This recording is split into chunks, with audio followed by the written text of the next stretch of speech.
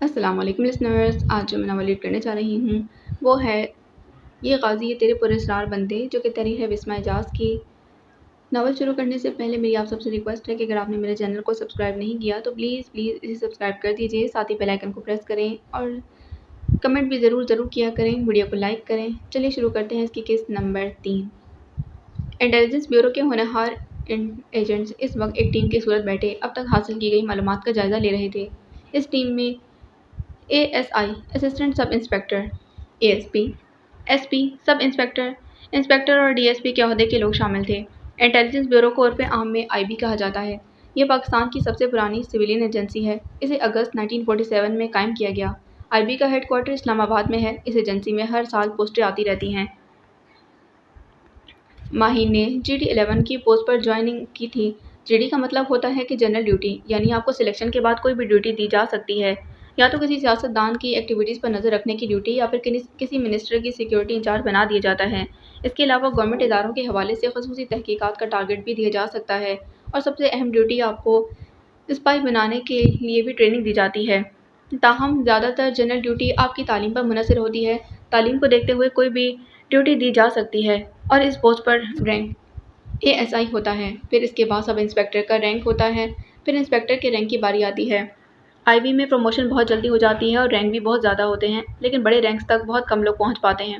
IB کے ranks کے نام پولیس کے رینکس کے نام پر ہی ہیں، جیسے اسسٹنٹ سب انسپکٹر، پھر سب انسپکٹر اور پھر انسپکٹر، اور پھر DSP یعنی deputy superintendent of police, SP superintendent of police, SSP senior superintendent of police. اس کے بعد رینک آتا ہے DIG کا یعنی ڈپٹی انسپکٹر جنرل، اس کے بعد AIG ایڈیشنل انسپکٹر جنرل، اور سب سے آخر میں رینک ہوتا ہے DG یعنی ڈائریکٹر جنرل، جو کہ IB کے سربراہ کا ہوتا ہے۔ ڈائریکٹر جنرل کو وزیر اعظم اور آرمی چیف کی طرف سے دیے گئے آرڈرز کو فالو کرنا ہوتا ہے۔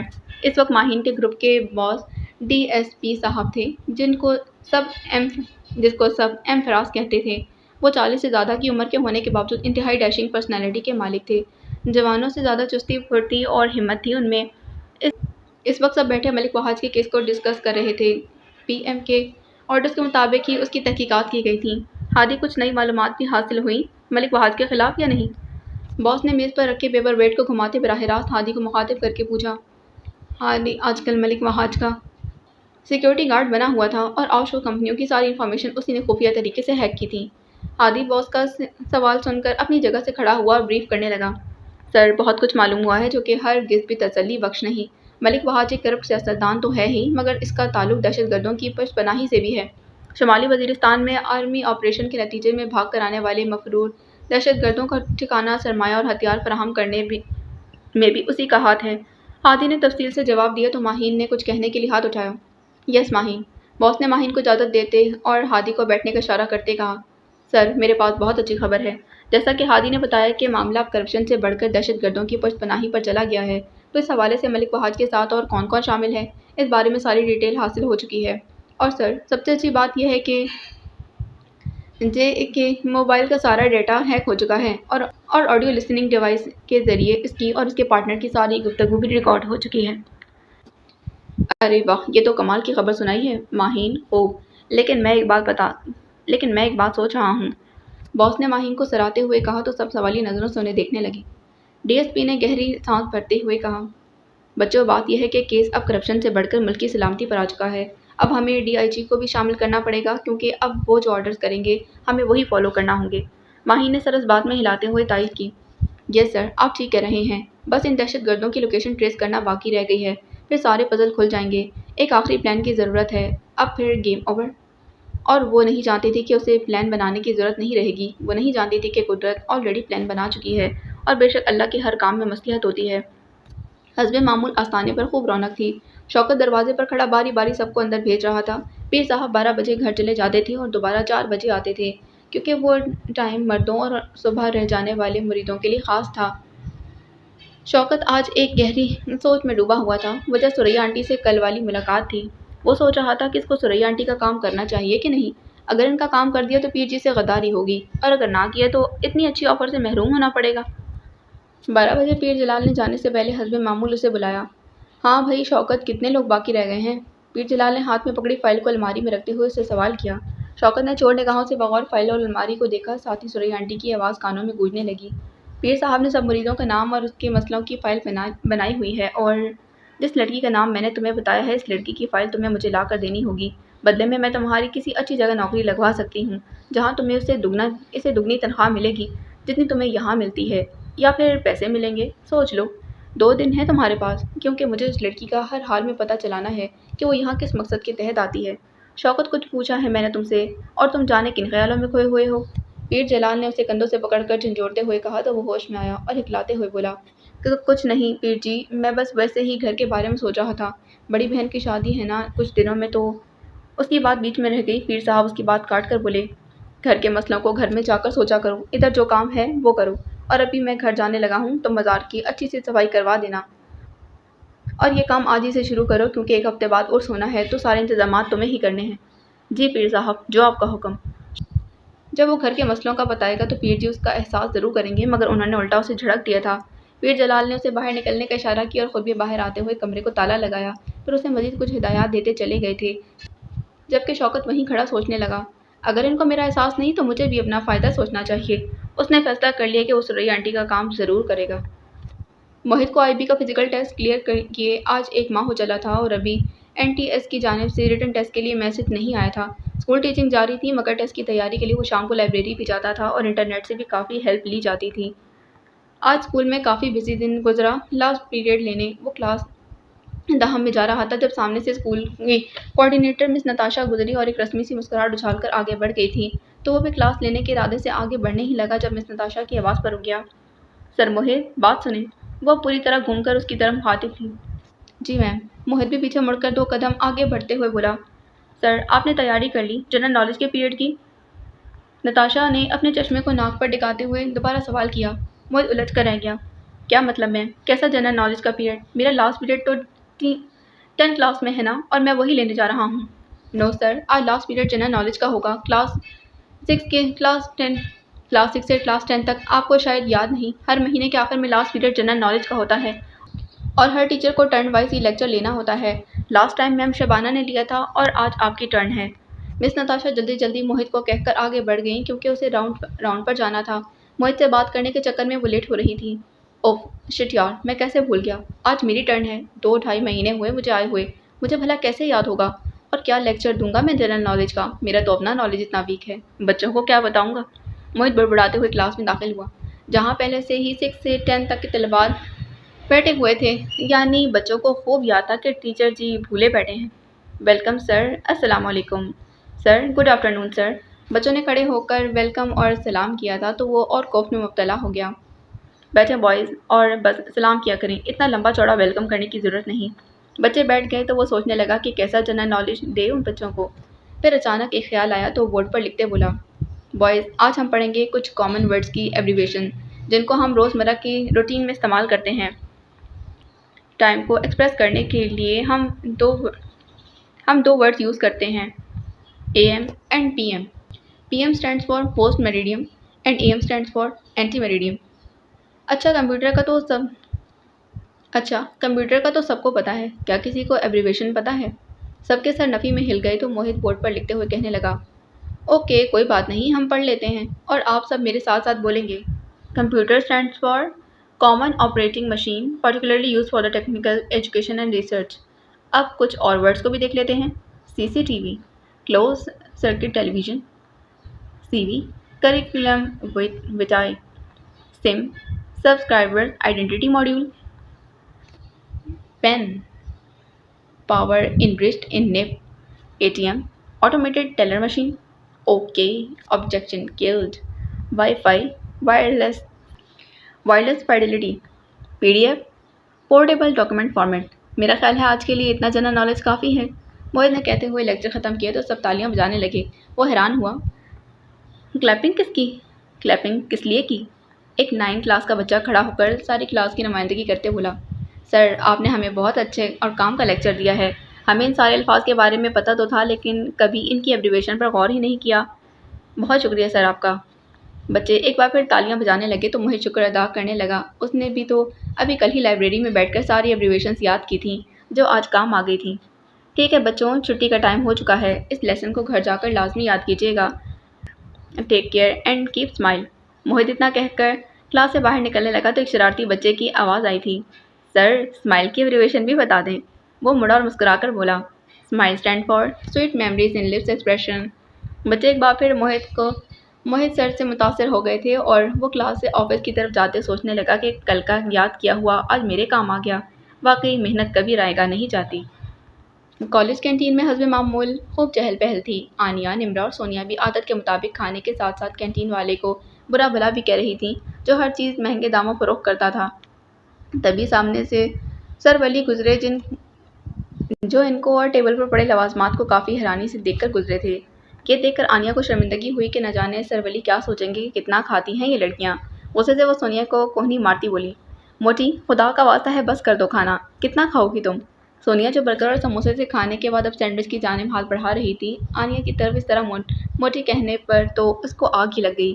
وہ موٹی نہیں تھی، بس ذرا سی صحت مند تھی، بقول اس کے۔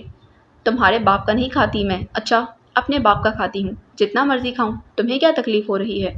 سونیا مصنوعی غصے سے بولی۔ ایک دم خاموشی ہوئی کیونکہ آنیا کا چہرہ اپنے باپ کے ذکر پر تاریک ہوا تھا۔ سونیا بے اختیار شرمندہ ہوئی۔ نمرا نے بھی سرزش کرتی گھوری سے سونیا کو نوازا کیونکہ آنیا کبھی اپنے باپ کا ذکر نہیں کرتی تھی۔ آئی ایم سو سوری یار، میں نے پتہ نہیں کیا کیا بکواس کر دی، معاف کر دو پلیز۔ سونیا نے آنیا کے ہاتھ پکڑتے ہوئے شرمندہ لہجے میں کہا۔ آنیا کچھ دیر خالی نگاہوں سے ان کو دیکھتی رہی، پھر اچانک کہکا لگا کر ہنس پڑی۔ اب جب سرد لہجے میں بولی تو بہت تپش تھی اس کے لفظوں میں۔ کیا ہو گیا ہے؟ تم دونوں تو ایسے سینٹی ہو رہی ہو جیسے میرا باپ مر گیا ہو اور تم لوگ تو افسوس کرنے آئی ہو۔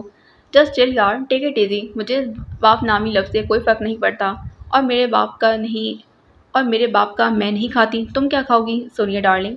بات کے آخر میں وہ استہزائیہ انداز میں سونیا کو مخاطب کرتے بولی تو سونیا کو افسوس ہوا، وہ انجانے میں آنیا کو ہرٹ کر چکی تھی۔ آج سے پہلے کبھی آنیا نے اس طرح ری ایکٹ نہیں کیا تھا، مگر وہ دونوں دنگ رہ گئی تھیں اس کے لب و لہجے اور سنگین الفاظ پر۔ تبھی نمرا نے موضوع بدلنے کی غرض سے شور مچانا شروع کر دیا، چلو چلو اٹھو جلدی سے کیونکہ آنے کے ہیرو سر ولی کا لیکچر شروع ہو چکا ہے۔ ہاں چلو، اس فضول ڈسکشن سے تو بہتر ہے سر ولی کی کلاس لے لی جائے۔ آنیا بھی کھڑے ہوتے ہوئے لاپرواہی سے بولی جیسے ابھی کوئی بات ہی نہ ہوئی ہو۔ سونیا ابھی تک شرمندہ سی بیٹھی تھی۔ آنیا نے اس کا ہاتھ پکڑتے زور لگایا تو وہ ٹس سے مس نہ ہوئی۔ موٹی شرافت سے کھڑی ہو جاؤ، نہیں تو کرین منگوانی پڑے گی تجھے اٹھوانے کے لیے۔ غضب خدا کا نمرا، یہ تو بھینس کی طرح دن بدن پھیلتی جا رہی ہے، مجھے تو اس کے رشتے کی فکر ہونے لگ گئی ہے۔ آنیا بڑی بوڑھیوں کی طرح اس کو ڈانٹتے بولی تو نمرا نے بھی تائید انداز میں سر ہلایا جبکہ سونیا نے سکون کا سانس لیا کہ وہ اس سے ناراض نہیں ہوئی۔ اٹھ رہی ہوں، مجھے پتا ہے تمہیں بڑی جلدی ہے اپنے ولایتی سر کی کلاس لینے کی آنی۔ سونیا اٹھتے ہوئے بولی تو وہ تینوں ہنستے ہوئے سر ولی کی کلاس لینے آگے بڑھ گئی تھی۔ وہ 3 بجے گھر آئی تو آنیا ٹی وی دیکھ رہی تھی جبکہ امی کچن میں تھیں تاکہ اس کے لیے کھانا گرم کر سکیں۔ وہ ہمیشہ گھر آنے سے پہلے امی کو کال کرتی تھی، اس لیے امی پہلے سے بھی کھانا تیار رکھتی۔ آنیا، تم کیا ہر وقت ٹی وی کے آگے چپکی رہتی ہو؟ کبھی پڑھ بھی لیا کرو۔ وہ 3 بجے گھر آئی تو آنیا ٹی وی دیکھ رہی تھی جبکہ اس کی امی کچن میں تھیں تاکہ اس کے لیے کھانا گرم کر سکیں۔ وہ ہمیشہ گھر آنے سے پہلے امی کو کال کرتی تھی، اس لیے امی پہلے سے ہی کھانا تیار رکھتی تھیں۔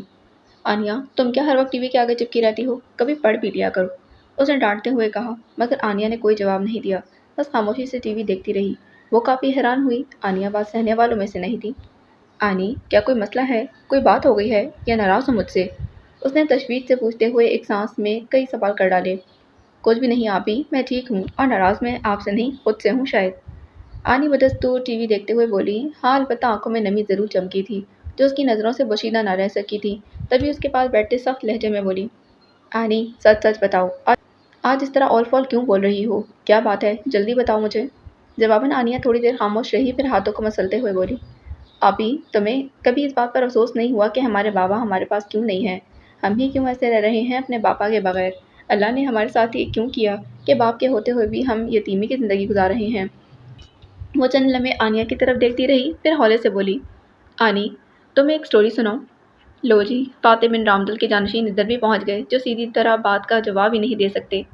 آنیا اچھا خاصا تپ گئی تھی، تبھی بڑبڑانے لگی، کون فاتح بن رامدل؟ وہ حیران ہوئی، کوئی نہیں، آپ سٹوری سنائیں۔ آنیا نے جلدی سے کہہ کر جان چھڑائی، اگر بتا دیتی کہ فاتح نمرا احمد کے ناول حالم کا کردار ہے تو ڈانٹ یقینی تھی کہ پڑھائی کے بجائے ناول کیوں پڑھتی ہو۔ سو بات بدلنے میں ہی آگے جانی، وہ صوفے کی پت سے ٹیک لگاتے ہوئے بولی، یہ سٹوری شاید فیس بک پر پڑھی تھی یا کسی سے سنی تھی، ابھی یہ یاد نہیں، مگر جو یاد ہے وہ سنو۔ آرتھر آشے امریکہ کا نمبر 1 ٹینس پلیئر تھا۔ یہ عوام میں بے حد مقبول تھا۔ اس کی ایک وجہ تھی کہ یہ ایک بہترین کھلاڑی تھا۔ جب آپ متعلقہ فیلڈ میں عروج کے حد تک ماہر ہو جاتے ہیں تو آپ ہر دل عزیز بن جاتے ہیں۔ آرتھر کو ایک حادثے کے بعد انتہائی غفلت کے ساتھ ایڈز کے مریض کا خون لگا دیا گیا اور آرتھر کو بھی ایڈز ہو گیا۔ جب وہ بستر مرگ پر تھا، اسے دنیا بھر سے اس کے فینس کے خطوط آتے تھے۔ ایک فین نے خط بھیجا جس میں لکھا ہوا تھا، خدا نے اس خوفناک بیماری کے لیے تمہیں ہی کیوں چنا؟ آرتھر نے صرف اس ایک خط کا جواب دیا، جو پتہ ہے کیا تھا؟ آنی نے نفی میں سر ہلایا تو وہ پھر گویا ہوئی۔ آرتھر نے خط کا جواب کچھ یوں دیا، دنیا بھر میں 5 کروڑ سے زائد بچے ٹینس کھیلنا شروع کرتے ہیں اور ان میں سے 50 لاکھ ہی ٹینس کھیلنا سیکھ پاتے ہیں۔ ان 50 لاکھ میں سے 50,000 ہی ٹینس کے سرکل میں داخل ہوتے ہیں، جہاں ڈومیسٹک سے انٹرنیشنل لیول تک کھیل پاتے ہیں۔ ان 50,000 میں سے 5,000 ہیں جو گرینڈ سلام تک پہنچتے ہیں۔ ان 50,000 میں سے 50 ہی ہیں جو ومبلڈن تک پہنچتے ہیں اور ان 50 میں سے محض 4 ہوتے ہیں جو ومبلڈن کے سیمی فائنل تک پہنچ پاتے ہیں۔ ان 4 میں سے صرف 2 ہی فائنل تک جاتے ہیں اور ان 2 میں سے محض ایک ہی ٹرافی اٹھاتا ہے، اور وہ ٹرافی اٹھانے والا 5 کروڑ میں سے ہی چنا جاتا ہے۔ وہ ٹرافی اٹھائے میں نے کبھی خدا سے نہیں پوچھا کہ میں ہی کیوں؟ لہٰذا آج اگر درد مل رہا ہے تو میں خدا سے شکوے شروع کر دوں کہ میں ہی کیوں؟ جب ہم نے اپنے اچھے وقتوں میں خدا کو نہیں پوچھا کہ وائی می، تو ہم برے وقتوں میں کیوں پوچھیں وائی می؟ آنیہ سن رہ گئی۔ اسے لگا وہ سانس نہیں لے پائے گی۔ اس غیر مسلم کا ایسا یقین تھا خدا کی ذات پر، اور وہ مسلمان ہو کر شکوے کر رہی تھی۔ کتنی غلط سوچ تھی اس کی۔ ہم ہی کیوں برے وقتوں میں ہیں، جبکہ اس کے پاس ماں تھی جو اکثر لوگوں کی نہیں ہوتی، ایک مخلص اور پیار کرنے والی بہن تھی، مگر پھر بھی وہ شکوے کر رہی تھی۔ جبکہ دوسری جانب وہ سوچ رہی تھی، بحیثیت مسلمان ہمارا ایمان مضبوط ہونا چاہیے، نہ کہ شکایتیں اور شکوے ہوں اللہ سے، بلکہ جو نعمتیں اس نے عطا کی ہیں ان کا شکر ادا کیا جائے۔ اسے لگا اب اسے آنیہ کو سمجھانے کی ضرورت نہیں، وہ اسے خود سمجھ لے گی۔ پی پی نیوز کے رپورٹر، صحافی، کالم نگار، تجزیہ کار، غرض پورا اسٹاف آج کی تقریب میں مدعو تھا۔ مخالف نیوز چینل کے نمائندے بھی تھے اور کچھ سیاستدان بھی آئے ہوئے تھے۔ اس پارٹی کی تیاریاں پچھلے 2 دن سے جاری تھیں۔ وجہ؟ دراصل سب آج کی مہمان خصوصی سے ملنے کا اشتیاق رکھتے تھے۔ تقریب سرعظیم کے گھر پر تھی۔ 5 بجے کا وقت دیا گیا تھا اور وہ آدھا گھنٹہ لیٹ تھی۔ وہ گیٹ سے اندر داخل ہوئی تو بہت سی نظروں کو اپنے اوپر پا کر تھوڑی کنفیوز ہو گئی تھی۔ وہ عام دنوں کی نسبت آج تھوڑے مختلف حلیے میں تھی۔ بلیک کلر کے پیروں تک آتی فراق کے ساتھ ملٹی شیڈ کام والا دوپٹہ جو ایک سائڈ پر تھا، جبکہ دوسری سائڈ پر سارے بال آگے کیے ہوئے تھے۔ ہلکے پھلکے میک اپ کے ساتھ وہ یقیناً بہت پیاری لگ رہی تھی۔ سرعظیم نے اس کو آتے ہوئے دیکھ لیا، تبھی اسے ریسیو کرنے اس کی جانب بڑھے تھے۔ السلام علیکم سر، اور سالگرہ بہت بہت مبارک ہو۔ اس نے ہاتھ میں پکڑا بوکے ان کی طرف بڑھایا۔ وعلیکم السلام، شکریہ۔ بوکے لیتے ہوئے وہ رسمی انداز میں مسکرائے اور اسے لیے اندر کی جانب بڑھے۔ ویسے سر، یہ کوئی برتھ ڈے پارٹی تو نہیں لگ رہی، ایسا لگتا ہے جیسے کوئی آفیشیل گیٹ ٹوگیدر ہو۔ اس نے ارد گرد نظر دوڑاتے کہا، جہاں ہر طرف صرف میڈیا کے متعلق لوگ نظر آ رہے تھے اور اسی لیے وہ الجھن کا شکار تھی۔ سرعظیم چلتے چلتے رکے کیونکہ اب وہ اسٹیج کے قریب پہنچ چکے تھے۔ وہ اس ماحول سے فرار چاہنے کا کوئی بہانہ سوچنے لگی۔ سرعظیم اس کے ارادے کو بھانپ گئے تھے جبھی اسے چیئر پر بیٹھنے کا کہہ کر خود اس کے سامنے ہی بیٹھ گئے تھے۔ دیکھو بیٹا، میرا خیال ہے تمہیں سچ بتا دیا جائے۔ بات اصل میں یہ ہے کہ آج میری برتھ ڈے نہیں ہے، نہ ہی آج کوئی برتھ ڈے پارٹی ہے۔ تمہارا خیال بالکل صحیح ہے، یہ آفیشیل گیٹ ٹوگیدر ہی ہے۔ اتنا کہہ کر اس کے وہ تاثرات دیکھنے کے لیے رکے جو تن نقوش کے ساتھ ان کو دیکھ رہی تھی۔ وہ پھر سے نظریں چراتے ہوئے بولے، تم آج تک کسی ایسی پارٹی میں نہیں آئی، پتہ نہیں تم اس فیلڈ میں ہوتے ہوئے بھی میڈیا کے لوگوں سے ملنے سے کتراتی کیوں ہوں؟ بس اسی لیے تمہارا ڈر دور کرنے کے لیے تمہیں بلایا، اور آج ایک سرپرائز بھی ہے تمہارے لیے۔ اسٹیج پر باقاعدہ تقریب شروع ہو چکی تھی۔ وہ غصے سے بولتے ہوئے اٹھی، سر، آپ نے یہ کیا کیا؟ جب آپ کو پتہ ہے کہ میں ان سب جھمیلوں سے دور رہتی ہوں تو پھر آپ نے کیوں جھوٹ بول دیا مجھ سے اور مجھے ملوایا؟ اور پھر مجھے کوئی سرپرائز نہیں چاہیے، میں گھر جا رہی ہوں ابھی اور اسی وقت۔ اس کی چھٹی حص مسلسل کہہ رہی تھی کہ اسے فوراً نکل جانا چاہیے۔ تبھی اسٹیج پر ملک وحد کے کیس کی بات چلنے لگی تو اس کے بدترین خدشات کی تصدیق ہو گئی تھی۔ ہوسٹنگ کے فرائض جونیئر رپورٹر ملیحہ دے رہی تھی اور اس کے اگلے الفاظ کیا ہوں گے وہ بخوبی جانتی تھی۔ تبھی جلدی جانے کے لیے مڑی مگر دیر ہو چکی تھی۔ ملیحہ اب کہہ رہی تھی، آپ سب یقیناً اس صحافی کو دیکھنا چاہیں گی جس نے ملک وحد کے کیس کی حقیقت کو سامنے لانے میں ہماری مدد کی ہے، تو ہم دعوت دیتے ہیں کہ وہ تقریباً بھاگتے ہوئے اسٹیج سے دور جانے لگی۔ سرعظیم بھی بوکھلائے ہوئے اس کے پیچھے بھاگے۔ اچانک ہی اس کا نام اسٹیج پر اناؤنس ہوا تو وہ رک گئی، ساکت رہ گئی۔ تو کیا وہ وقت آ چکا تھا جب اس کا نام پوری دنیا جان لے گی؟ اس کی شناخت کا کیا ہوگا؟ جس سے وہ اپنا اصل چھپانا چاہتی تھی، تو کیا وہ آج بھی سب جان جائیں گے؟ آج کا دن لگتا تھا انکشاف کا دن تھا۔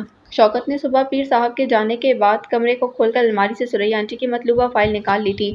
اب وہ شام کو مزار کے برآمدے میں بیٹھا سریا آنٹی کو فون کر رہا تھا۔ آنٹی جی، کام ہو گیا ہے، آپ کو فائل کی تصویر لے کر بھیج رہا ہوں۔ میرے پیسے تیار رکھیں اور 10 منٹ تک آ کر اپنی فائل لے لیں۔ آج کے بعد نہ میں آپ کو جانتا ہوں نہ آپ مجھے۔ دوسری جانب سے تھوڑی دیر تک بات سنتا رہا، پھر فون بند کر دیا اور سوچنے لگا، آخر اتنے معمولی کام کے لیے اس آنٹی نے 20,000 کیوں دیے ہیں؟ ضرور کوئی بڑا مسئلہ ہوگا۔ خیر مجھے کیا، آنٹی جانے اور وہ لڑکی، مجھے تو اپنے پیسوں سے مطلب ہے۔ وہ شانے اچکا کر کھڑا ہو گیا اور موبائل جیب میں ڈالتے ہوئے اندر احاطے کی جانب بڑھ گیا۔ اور اس کی تیاریاں مکمل تھیں، بس آج تھوڑا سا لائٹنگ کا کام رہ گیا تھا، وہ آج کروا کر ہی شوکت نے گھر جانا تھا۔ سریا آنٹی نے فون بند کر کے رکھا تو ان کے شوہر نے سوالیہ نظروں سے دیکھا۔ کس کا فون تھا اور کدھر جانا ہے تم نے اس وقت؟ شام ہونے والی ہے، کل چلی جانا۔ وہ جلدی جلدی پرس اٹھاتے اور چادر لیتے بولی، وہ دراصل شمیم کی طبیعت ٹھیک نہیں نا، اس کی خبر لینے جانا ہے، 1 گھنٹے تک آ جاتی ہوں۔ تبھی دروازے سے ان کا بیٹا اختر اندر داخل ہوا۔ سلام اماں جان۔ وعلیکم السلام بیٹا، میں ابھی ایک ضروری کام سے جا رہی ہوں، کھانا رکھا ہے، تم کھا لینا۔ وہ جلدی جلدی بولتے ہوئے باہر کی جانب بڑھنے لگیں تو اختر حیرانی سے بول اٹھا، اماں کہاں جا رہی ہیں؟ مجھے آپ سے بات کرنی ہے۔ مگر سریا آنٹی سنی انسنی کرتے بیرونی دروازے سے باہر جا چکی تھی۔ وہ وہیں باپ کے پاس بیٹھ گیا۔ ابو جی ایک بات بتائیں۔ ہاں بیٹا پوچھو، زمان صاحب نے نرمی سے کہا۔ وہ ذرا جھجک کے مدھم آواز میں بولا، وہ آپ لوگ ابھی تک میرا رشتہ کیوں نہیں لے کر گئے فاطمہ آنٹی کے گھر؟ زمان عباسی قدرے حیران ہو کر اس کو دیکھنے لگے۔ وہ ان کا بہت فرما بردار بیٹا تھا، ہمیشہ ماں باپ کی پسند کے مطابق زندگی گزاری۔ اب تک اس نے کوئی خواہش ظاہر نہیں کی تھی، مگر اب زندگی میں پہلی مرتبہ اس نے اپنی پسند سے اپنے ماں باپ کو آگاہ کیا تھا۔ وہ دونوں ہی بہت خوش ہوئے، مگر اب کی بات اور تھی۔ وہ پریشانی سے کہنے لگے، بیٹا بات دراصل یہ ہے کہ پہلے تو تمہاری ماں بڑی خوش تھی، دبے لفظوں میں اس نے فاطمہ کو اشارہ بھی دیا کہ مگر کچھ دنوں سے وہ اس موضوع پر بات ہی نہیں کر رہی۔ میں تو خود پریشان ہو گیا ہوں۔ اختر کو بھی پریشانی نے آ گھیرا، وہ اپنی ماں کو اچھے سے جانتا تھا، اگر ایک دفعہ انہوں نے رشتے سے انکار کر دیا تو وہ چاہ کر بھی ان کو منا نہیں سکتا تھا۔ ابو جی اماں سے بات کریں نا، میں بس اسی سے شادی کروں گا، ورنہ نہیں۔ بیٹا تم فکر نہیں کرو، اللہ سب بہتر کرے گا، انہوں نے اختر کو تسلی دیتے ہوئے کہا۔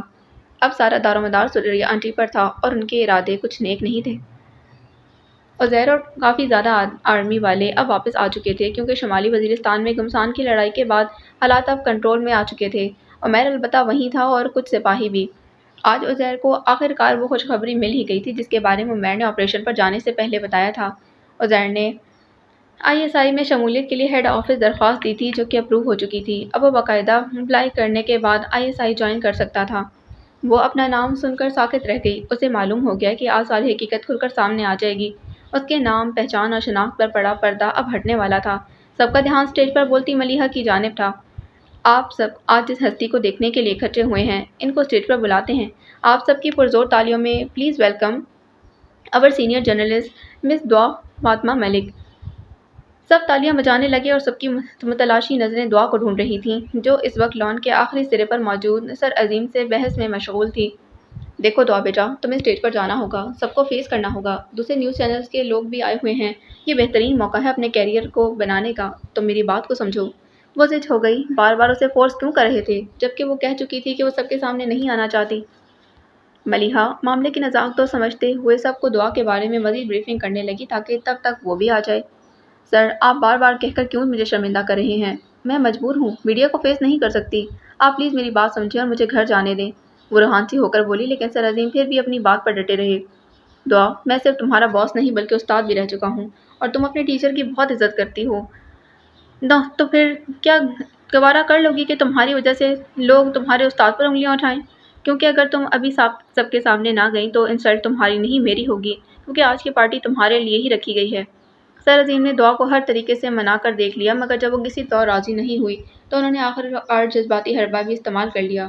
وہ واقعی دعا کے ٹیچر رہ چکے تھے، SBC میں انگلش انہوں نے ہی پڑھائی تھی، پھر اپنا بزنس کرنے کا سوچا تو نیوز چینل بنا لیا۔ دعا کو ان کے ساتھ کام کرتے تقریباً 1 سال سے زیادہ کا عرصہ ہو چکا تھا، مگر وہ ابھی تک کسی بڑے کیس کو رپورٹ نہیں کر پائی، اور اب جب موقع مل رہا تھا تو سر عظیم چاہتے تھے کہ وہ فائدہ اٹھائے اور اپنا نام بنائے، اسی لیے اب وہ جذباتی انداز میں اس کو راضی کر رہے تھے۔ سر اب آپ مجھے ایموشنل بلیک میل کر رہے ہیں؟ وہ تب کر بولی، ہاں کر رہا ہوں، کیونکہ اب میری کریڈیبلٹی کا انحصار تم پر ہے، دیکھنا چاہتا ہوں کہ تم اپنے استاد کی بات کو کتنی فوقیت دیتی ہو۔ وہ بھی اب کی بار غصے میں بولے، فائن، میں سمجھ گئی، آپ اپنے احسان کا بدلہ چاہتے ہیں جو آپ نے مجھے جاب دے کر کیا اور مجھے اس مقام تک لے کر آئے۔ وہ غصے سے بولتی اب بات کو غلط رنگ دے رہی تھی۔ ٹھیک ہے سر، میں آپ کے کہنے پر سب کے سامنے ایکسپوز ہونے کے لیے تیار ہوں، لیکن پھر بعد میں جو ہوگا اس کے ذمہ دار آپ ہوں گے۔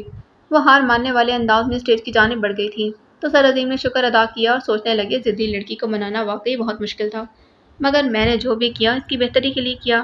اگر آج وہ اپنے ڈر کو فیس کر لے گی تو اس کا مستقبل یقیناً بہت روشن ہوگا، مگر آگے کیا ہونے جا رہا تھا سر عظیم اس بات سے بے خبر تھے۔ ثریا آنٹی جب مزار پر پہنچی تو شام کے سائے گہرے ہو رہے تھے۔ شوکت نے کموں پہ سارا کام نپٹا لیا تھا۔ سال کا بڑا پہلا عرس ہونے جا رہا تھا تو انتظامات بھی بہت اچھے اور بڑے پیمانے پر ہو رہے تھے۔ وہ ان کو اندر داخل ہوتے ہی سامنے کھڑا نظر آیا اور اسی جانب بڑھ گئی تھی۔ قریب جا کر بیگ سے 5,000 کے 4 نوٹ نکالے اور اس کی جانب بڑھا دیے۔ شوکت نے احتیاط سے ادھر ادھر دیکھتے ہوئے پیسے اپنی جیب میں ڈال لی اور ہاتھ میں پکڑی فائل ثریا آنٹی کو تھما دی۔ ویسے آنٹی جی، آپ کو اس لڑکی کی فائل کیوں چاہیے تھی؟ شوکت کے سوال پر ثریا آنٹی نے اس کو گھوری سے نوازا اور غصے سے بولی، یہی سوال اگر میں تم سے پوچھوں کہ تم نے مجھ سے پیسے کیوں لیے تو کیا جواب دو گے؟ شوکت ایک پل کو چپ ہو گیا، پھر اداسی سے بولا، میری بہن کا اگلے ہفتے نکاح ہے اور سسرال والے موٹر سائیکل جہیز میں مانگ رہے تھے۔ 25,000 میرے پاس پہلے پڑے تھے مگر باقی پیسوں کا انتظام نہیں ہو رہا تھا۔ اب 20,000 آپ نے دے دیے ہیں تو ان کی نئی موٹر سائیکل کل آسانی سے آ جائے گی اور میری بہن کا نکاح بھی ہو جائے گا۔ بہت افسوس ہوا تمہاری کہانی سن کر۔ کتنی تنخواہ دیتے ہیں تمہارے پیر صاحب؟ ثریا آنٹی نے تاسو سے پوچھا۔ 17,000، شوکت نے مختصر جواب دیا، پھر دوبارہ تجسس سے پوچھنے لگا، خالہ بتا بھی دو آپ کو اس لڑکی کی فائل کیوں چاہیے؟ وہ بیچارگی سے بولی، کیا بتاؤں تمہیں، یہ لڑکی میری ہمسائی فاطمہ کی بیٹی ہے۔ میرا اکلوتا بیٹا سے شادی کرنا چاہتا ہے۔ اصل میں یہ جاننا چاہتی تھی کہ مزار پر کیوں آتی ہے۔ پھر وہ فائل کھولتے ہوئے سردگی سے بولی، اور دیکھو اس فائل پر لکھا ہے کہ یہ لڑکی لڑکے کے چکر میں یہاں آتی ہے۔ میں نے اسے کیا سمجھا اور یہ کیا نکلی؟ شوکت دلاسے دیتے بولا، ارے خالہ، ہر دوسری لڑکی کا آج کل یہی مسئلہ ہے۔ لڑکیاں جان بوجھ کر لڑکوں کے چنگل میں پھنستی ہیں اور جب لڑکوں کا دل بھر جاتا ہے تو ان کو چھوڑ دیتے ہیں۔ پھر لڑکیاں یوں ہی مزاروں پر منتیں مانگنے اور پھر فقیروں سے دعا کروانے کے چکر کاٹتی ہیں۔ حالانکہ خالہ بڑی سیدھی سی بات ہے، وہ نامحرم کی آرزو کرتے بھول جاتی ہیں کہ ناجائز اور غلط دعا تو کسی پیر فقیر کی بھی قبول نہیں ہوتی۔ ان پر شوکت نے بڑی گہری بات کر دی تھی۔ ہاں بیٹا، تم ٹھیک کہہ رہے ہو۔ اچھا میں چلتی ہوں، 6 بجنے والے ہیں، دیر ہو رہی ہے اور ابھی تو مجھے فاطمہ کے گھر بھی جانا ہے۔ اس کی بیٹی کی حرکت تو جا کر بتاؤں اسے۔ وہ چادر ٹھیک کرتے ہوئے جانے کے لیے پلٹی تو شوکت بھی گھر جانے کا ارادہ کرنے لگا۔ اس کا خیال تھا اس کو ثریا آنٹی سے پیسے لیتے ہوئے کسی نے نہیں دیکھا، مگر وہ غلط تھا اور شوکت کی یہی غلط فہمی اسے لیٹ ڈوبنے والی تھی۔ موہت کو فزیکل ٹیسٹ پاس کیے تقریباً 45 دن ہو چکے تھے اور ابھی تک NTS کی جانب سے کوئی میسج نہیں ملا تھا، اسی لیے فی الحال ٹیچنگ جاری تھی۔ ابھی بھی وہ 7 کلاس میں سائنس پڑھا رہا تھا۔ آج کا موضوع تھا ڈو یو نو، کیا آپ جانتے ہیں؟ آج موہت نے کچھ انٹرسٹنگ انفارمیشن اکٹھی کی تھی، اسٹوڈنٹس کو بتانے کے لیے اور کچھ بک پر بھی تھی۔ سائٹ پر بلاگ کی صورت میں، بچوں آج ہم کچھ حیرت انگیز معلومات پڑھیں گے جو کہ جنرل نالج بھی ہوگا آپ کے لیے۔ کیا آپ جانتے ہیں؟ نمبر 1، انسانی جسم 200 سے زائد مختلف اقسام کے سیل سے بنا ہے۔ نمبر 2، انگلیوں کے سروں پر جلد سب سے زیادہ حساس ہوتی ہے اور جسم کا سب سے کم حساس حصہ ہمارے پاؤں کی ایڑی ہے۔ ہماری ناک 10,000 مختلف قسم کی خوشبو اور بدبو کو سونگھ سکتی ہے۔ نمبر 4، کہا جاتا ہے کہ رات کو پودوں اور درختوں کے نیچے نہیں سونا چاہیے کیونکہ ہوا میں کاربن ڈائی آکسائڈ کی مقدار زیادہ اور آکسیجن کی مقدار کم ہوتی ہے۔ نمبر 5، خشک برف یعنی ڈرائی آئس کو پیس کر سفوف بنایا جاتا ہے۔ اس سفوف کو طیارے کے ذریعے بادلوں کے اوپر لے جا کر چھڑکنے سے بارش برستی ہے۔ یہ عمل آسٹریلیا کے ایک صحرا میں کیا جاتا ہے۔ نمبر 6، لونت اپنی آواز کے لحاظ سے دلچسپ پرندے ہیں۔ جب وہ آواز پیدا کرتے ہیں تو ایسا محسوس ہوتا ہے جیسے وہ ہنس رہے ہوں۔ میرا خیال ہے کہ آج کے لیے اتنی معلومات کافی ہے کیونکہ کل اس پورے یونٹ کا ٹیسٹ ہوگا۔ موہت نے لیکچر ختم کرتے ہوئے سب کو دیکھتے ہوئے کہا جن کا ٹیسٹ کے نام پر منہ ہی بن گیا تھا۔ تبھی موہت کے موبائل پر میسج 1 بجی، اتنے میں بریک بھی ہو گئی تو موبائل ہاتھ میں پکڑے اسٹاف روم کی جانب بڑھ گیا تھا۔ میسج پڑھتے ہوئے بے اختیار ہونٹوں پر مسکراہٹ پھیل گئی۔ میسج NTS کی طرف سے تھا۔ پورے 45 دن بعد آخرکار NTS والوں کو اس پر رحم آ گیا تھا۔ NTS کی جانب سے ریٹن ٹیسٹ کی ڈیٹ اناؤنس کر دی گئی تھی۔ ٹیسٹ 1 ہفتے بعد تھا۔ اس نے بے اختیار خدا کا شکر ادا کیا، وہ بہت خوش لگ رہا تھا۔ کیا بات ہے موہت سر، آپ بڑے خوش نظر آ رہے ہیں۔ اکیلے ہی مسکرائے جا رہے ہیں۔ مس نتاشا اسٹاف روم میں داخل ہوتے ہوئے موہت کو دیکھ کر کافی لگاوٹ سے بولی۔ موہت نے موبائل سے نظریں ہٹا کر نتاشا کی جانب دیکھا۔ ریڈ کلر کی جینس پر آف وائٹ جوز سے قمیض پہنے اور ڈھیر سارا میک اپ کیے وہ کوئی ٹی وی ماڈل ہی لگ رہی تھی۔ اس نے فوراً نظریں جھکا لی اور اٹھتے ہوئے بولا، ایسی کوئی بات نہیں، بس ویسے ہی۔ ابھی ان دونوں کے سوا اسٹاف روم میں کوئی نہیں تھا، اس لیے موہت نے جانا مناسب سمجھا۔ نتاشا راستے میں حائل ہوتے ہوئے بولی، کبھی میری طرف بھی دیکھ لیا کرے موہت سر، میرا مطلب ہے کہ سب میری تعریف کرتے ہیں مگر آپ نے کبھی میری خوبصورتی پر کوئی تبصرہ نہیں کیا۔ موہت کا چہرہ ضبط کے مارے سرخ ہو گیا۔ نتاشا کافی بولڈ تھی، ہر کسی کے ساتھ بہت جلدی فری ہو جاتی تھی۔ آج کل اس کا جھکاؤ موہت کی جانب تھا، مگر موہت نے کبھی اس کی حوصلہ افزائی نہیں کی تھی۔ ابھی بھی تحمل سے ہاتھ سینے پر باندھتے ہوئے بولا، کیا آپ جانتی ہیں مس نتاشا کہ ہماری جلد ہمارے جسم کا سب سے بڑا آرگن ہے اور اس کا بیرونی حصہ یعنی آؤٹر لیئر آف سکن مردہ سیل سے بنا ہوتا ہے؟ نتاشا نے کوفتے سوالیہ انداز میں ابرو اچکائے، جیسے پوچھ رہی ہو اپنی سائنس مجھ پر کیوں جھاڑ رہے ہو؟ موہت بات جاری رکھتے ہوئے بولا، میں یہ سوچ رہا ہوں کہ کتنی عجیب بات ہے نا، ہماری زیادہ محنت اس بات پر ہوتی ہے کہ ہمارے مردہ سیلز خوبصورت دکھائی دیں۔ موہت یہ کہہ کر اسٹاف روم سے باہر نکل گیا۔ جبکہ نتاشا کو اس کی بات کی سمجھ آئی تو وہ بل کھا کر رہ گئی۔ موہت نے صاف صاف اس کے میک اپ پر طنز کیا اور یہ بات نتاشا کو برداشت نہیں ہوئی تھی۔ ہادی اس وقت ملک وہاج کے گھر میں ملک وہاج اور ابتہاج کے سامنے دوسرے باڈی گارڈز کے ساتھ موجود تھا، جبکہ بشیر بھی ایک طرف ہاتھ باندھے کھڑا تھا۔ وہ سب ملک وہاج کے بولنے کے منتظر تھے۔ آخر اس نے خاموشی توڑی اور بشیر کی طرف دیکھتے حکمیہ لہجے میں کہا، بشیر، ان سب کو لے کر اس عظیم کے گھر پر جاؤ، وہ رپورٹر لڑکی وہیں موجود ہے۔ جیسے ہی وہ لڑکی اس کے گھر سے باہر نکلے، اسے فوراً اٹھا کر اڈے پر لے جانا اور اگر وہ مزاحمت کرے تو بے شک گولی مار دینا سالی کو۔ بشیر نے تائید میں سر ہلا دیا تھا، جو حکم سرکار، جیسا آپ بولے ویسا ہی ہوگا۔ پھر ان سب کو باہر جانے کا اشارہ کرتے بولا، اوئے چلو سب یہاں سے اور جا کر اپنی بندوقیں وغیرہ نکالو، ان پر کوئی کپڑا چاکی پھیرو، جا کے آدھے گھنٹے بعد جانا ہے ہم نے۔ ہادی اور دوسرے گارڈ خاموشی سے باہر چلے گئے۔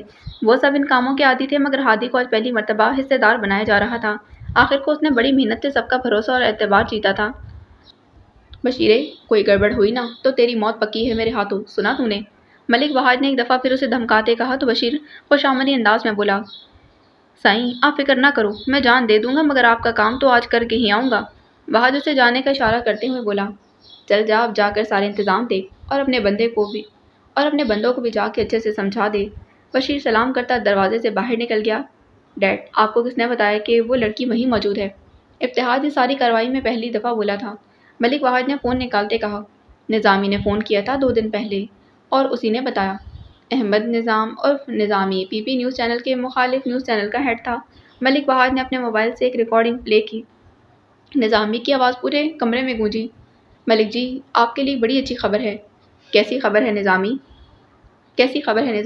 ملک وہاج نے سوال کیا۔ دوبارہ سے نظامی کی آواز ابھری، ملک جی، جس لڑکی نے عظیم کے چینل پر آپ کے خلاف ثبوت دیے تھے نا، اس لڑکی کے اعزاز میں عظیم نے سب چینل والوں کو دعوت دی ہے پرسوں، تاکہ اس کو متعارف کروا سکے سب کے سامنے۔ اب ظاہر ہے وہ لڑکی وہاں ضرور آئے گی۔ میرا کام تھا آپ کو بتانا، اب آپ جانو اور آپ کا کام جانے۔ ملک وہاج نے سراہتے ہوئے کہا، بہت اچھی خبر سنائی تو نے نظامی، تیرا انعام تجھ تک پہنچ جائے گا۔ کال کی ریکارڈنگ ختم ہوئی تو ابتہاج الجھن سے بولا، ڈیڈ آپ نے کال ریکارڈ کیوں کی ہے؟ ملک وہاج مجھے کو تاؤ دیتے بولا، پتر تو نہیں سمجھے گا، یہ ثبوت ہوتے ہیں جو وقت پڑنے پر کام آتے ہیں۔ ابتہاج سر ہلا کر رہ گیا۔ ملک وہاج کے موبائل میں ایسے بہت سے ثبوت تھے جو وقت پڑنے پر اس کو ڈبو بھی سکتے تھے اور بچا بھی سکتے تھے۔ آنیا مزے سے بیٹھی ٹی وی پر ٹاک شو دیکھ رہی تھی جب ثریا آنٹی اندر لاؤنج میں داخل ہوئی اور صوفے پر بیٹھتے بولی، آنیا تمہاری بہن اور ماں کہاں پر ہیں؟ بڑا ضروری کام ہے مجھے ان دونوں سے۔ آنیا اسی طرح ٹی وی پر نظر جمائے بولی، آپ ہی گھر پر نہیں اور امی اندر کمرے میں ہیں۔ فاطمہ ثریا آنٹی کی آواز سن کر باہر نکل آئی اور سلام لیتے ان کے ساتھ ہی بیٹھ گئیں۔ خیریت ثریا، بڑے دنوں بعد چکر لگایا تم نے؟ ثریا بیگ سے فائل نکالتے بولی، ہاں دراصل کچھ مصروف تھی نا، تم یہ فائل دیکھو کھول کر۔ میں نے تمہیں بتایا تھا نا کہ جس پیر کے پاس جاتی ہوں وہیں میں نے 1-2 دفعہ دعا کو بھی دیکھا تھا، مگر تم نے میری بات سنی انسنی کر دی۔ اب دیکھو یہ۔ وہ فائل زبردستی فاطمہ کے ہاتھ میں تھماتے بولی، اب دیکھو اسے کھول کر۔ فاطمہ نے فائل کھول لی۔ اس پر دعا لکھا ہوا تھا اور آگے اس کے مسائل وغیرہ لکھے ہوئے تھے۔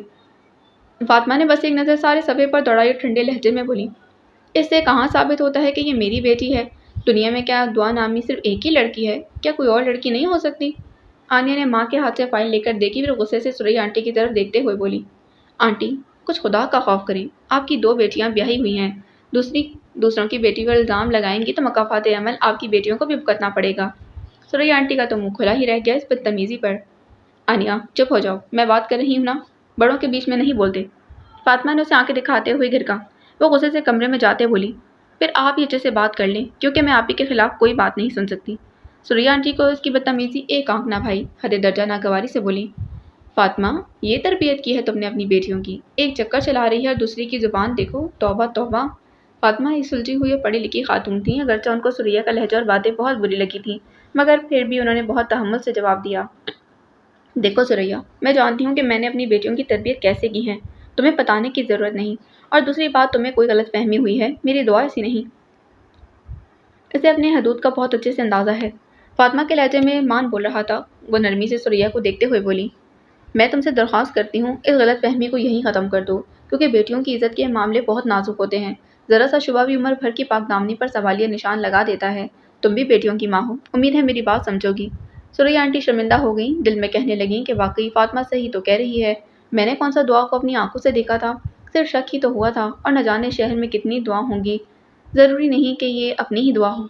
उनकी सोचों का तसलसल फातिमा की आवाज़ से टूटा जब फाइल पर एक जगह उंगली रखे कह रही थी, ये देखो सुरैया, यहाँ एड्रेस वाले खाने में लिखा है, एड्रेस हमारे घर का नहीं है, यकीनन कोई और दुआ होगी।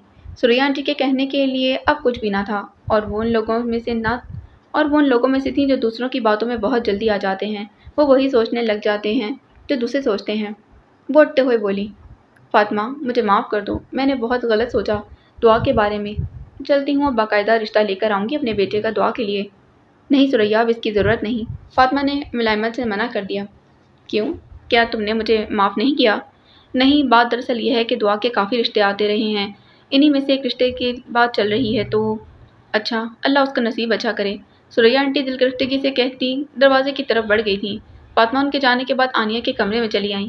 आनिया, दुआ को फ़ोन करो, कहो जल्दी घर आई, 6:30 हो रहे हैं, अब तक सालगिरह की तकरीब हो चुकी होगी। आनिया फ़ोन पकड़ते सुस्त रवि से बोली, अम्मी, एक बात बताऊँ आपको? हाँ, बोलो, उन्होंने अजली नरमी से कहा। वो झिझकते हुए बोली, आप ही वाकई इस पीर के पास जाती रही है।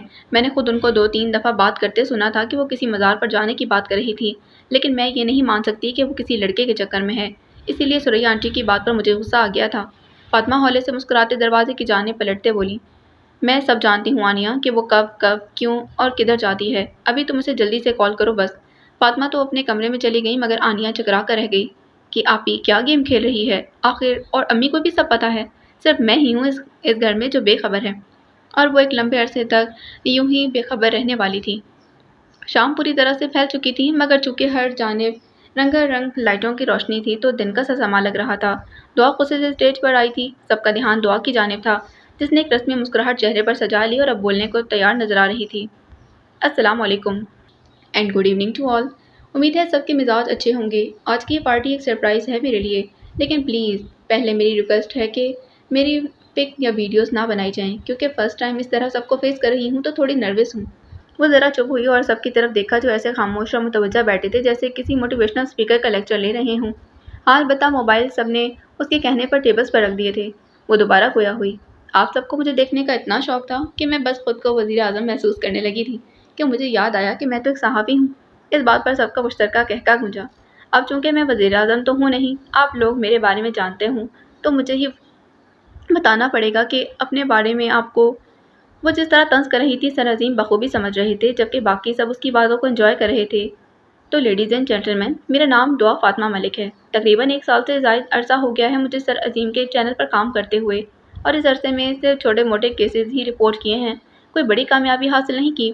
अब शायद किस्मत को मंजूर था कि कुछ बड़ा मेरे हाथों करवाए, तो इसीलिए वहाज अहमद की करप्शन मेरे ज़रिए दुनिया के सामने आई। दुआ इतना कहकर खामोश हो गई, गोया तारुफ बस यहीं तक था। हाज़रीन से एक तेज़ तरार सी रिपोर्टर उठी, मिस दुआ मलिक, वहाद के खिलाफ सबूत कहाँ से लिया आपने? दुआ काफ़ी हद तक अपने आप को संभाल चुकी थी और सवाल पर मुस्कुराते कहने लगी, मिस, ये आप भी अच्छे से जानती हैं और मैं भी कि सहाफ़ी कभी अपना सोर्स नहीं बताते, तो मेरा ख्याल है कि सवाल को रहने देते हैं। वो बेचारी किसी आते वापस अपने रिश्त पर बैठ गई थी। तभी एक नौजवान सियासतदान जो कि आजकल सियासत में अपनी जगह बनाने की कोशिश कर रहा था, दुआ से पूछने लगा, क्या आप बता सकती हैं कि मलिक वहाज के खिलाफ करप्शन के अलावा अब और कौन कौन से मुकदमे दायर करने वाली हैं आप? वो चंद लम्हे खामोश रही, सब बेताब थे उसका जवाब सुनने को। वो ज़ेरे लब मुस्कुराई, सच अगर सब जो आया हो जाएं, कोई किससे کوئی کس منہ سے منہ دکھائے گا؟ اس حد درجہ حاضر جوابی پر تالیاں بجنے لگیں۔ سر عظیم نے سکون کا سانس بھرا اور ان کی توقع کے خلاف بہت اچھے سے سب سنبھال رہی تھی۔ اچانک ایک سایہ دبے قدموں سے لان کی دوسری طرف گیا۔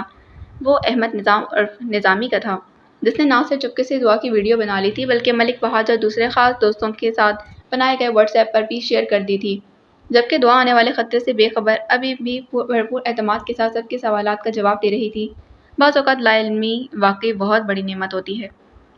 ہادی مسلسل ماہین کو فون کر رہا تھا اور وہ اسے بتانا چاہتا تھا کہ ملک فہد کے ارادے کیا ہیں اور یہ بھی پوچھنا چاہتا تھا کہ اب اسے کیا کرنا چاہیے، لیکن میڈم کال ہی نہیں اٹھا رہی تھی۔ خدا خیر کرے ماہین میڈم ٹھیک ہوں، ہادی نے بے اختیار دعا کی۔ وہ لوگ ایسی فیلڈ اور مشن سے وابستہ تھے جہاں ذرا سی کوتاہی اور لاپرواہی جان لے سکتی تھی۔ ابے تو یہاں پر کیا کر رہا ہے؟ چل نکل اور جلدی سے گاڑی میں بیٹھ، لڑکی اٹھانے کا ٹائم ہو گیا ہے۔ ہادی کے پاس سے گزرتے بلکہ بھاگتے ہوئے ایک گارڈ نے رکتے ہوئے پوچھا تو وہ جلدی سے بولا، تم جاؤ، میں بس ابھی ذرا واش روم سے ہو کر آیا۔ وہ جاتے ہوئے بولا، لڑکے جلدی سے آ جا، اگر تیرے آنے سے پہلے بشیر بھائی آ گیا نا تو تیری خیر نہیں ہونی۔ ہادی نے تابعداری سے سر ہلایا، ہاں ہاں بس 2 منٹ میں آ رہا ہوں، تم تو جاؤ۔ وہ چلا گیا تو ہادی ایک جانب ہو کر پھر سے ماہین کو کال ملانے لگا۔